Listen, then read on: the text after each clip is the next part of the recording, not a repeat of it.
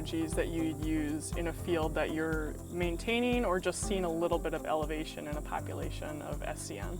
So the first thing we do is the easy stuff, is selecting a resistant variety. Through our on-farm research, we've become pretty big believers in using seed treatment, not just fungicide and insecticide, but also nematicides. But we consistently see a positive return on investment for those purchases on those nematicides. Some other things that we've done that seen pretty positive results for are controlling weeds in the fall and also using some various cover crops. There's a lot of different things we have to do, and I don't think that there's just one thing we can do that's going to fix this problem. I think it takes a full systems approach, really year-round, to make sure that we're managing this pest.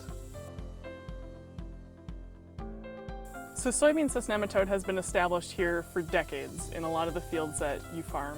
So how does that change your management strategy versus a field that is newly introduced in? But where we have high populations of this established pest, we know that we can go ahead and spend the extra money on a seed treatment. We can spend money on a good fall burn down to keep our fields clean. We can spend money on good cover crops to keep weeds and this pest at bay that we feel like have led to lower populations. And some of those fields where it's been newly introduced, there may not be as much of a ROI on some of those things. So we got to take that as an approach and manage our highest populations the most aggressively, and then continue to work in the fields with moderate populations and maybe do some more trials and evaluate which things are going to work in those types of environments. But when we look at how much yield this stuff has robbed from us, we truly feel like those are dollars well spent, and we feel like we're seeing a positive return on investment for all that. It adds up at the end of the year how many dollars we're spending per acre to manage this pest, but when we look at the yield increases we're seeing from doing those things, it pays for it every time.